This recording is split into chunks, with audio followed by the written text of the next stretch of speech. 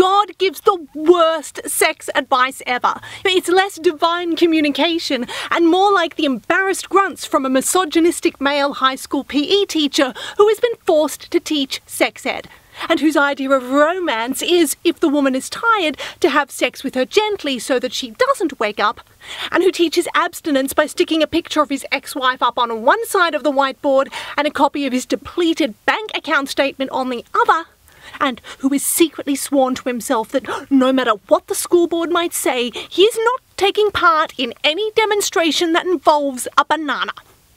Because the Bible gives sex advice like, don't let an angry mob have non-consensual sex with any angels who might be visiting you. But it's totally fine to offer your virgin daughters to be raped by that mob.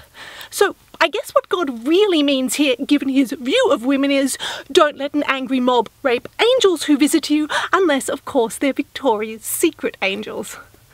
Practice abstinence. Yeah, if only priests could practice what they preach here, or at least take the idea of Jesus loving all the little children just a little less illegally. Don't sleep with prostitutes. Unless you're a megachurch preacher, of course. Men sleeping with men is bad, but women sleeping with women is probably fine, proving that God is almost definitely a straight guy who is basically using the entire earth as his own personal porn channel, which makes the idea of God watching over you and his blessings coming down upon you seem a little less appealing. Unless, of course, you're into that sort of thing. Like, no judgment.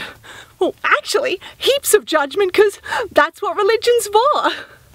If you commit adultery, you die. And since even just looking at a woman lustfully is committing the sin of adultery in your heart, then I guess God's punishment for a guy getting a stiff is that he then becomes a stiff. And finally, don't sleep with animals. Yeah, if you are claiming to be a perfect God, but you have to put this rule in your book, then you have really stuffed up somewhere in creation.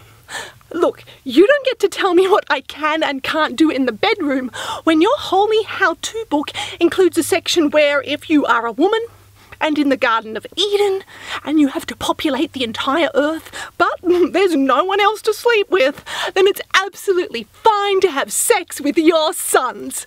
Which I guess isn't surprising, since God had sex with Mary, who then gave birth to Jesus, who is also himself. So God slept with a woman who gave birth to him, proving that God really is the ultimate mother effer. God said go screw, get down and dirty while you're doing the do. God said go bang, go slam in every way you can. Yes, God said go screw, make sure you call out my name when you do.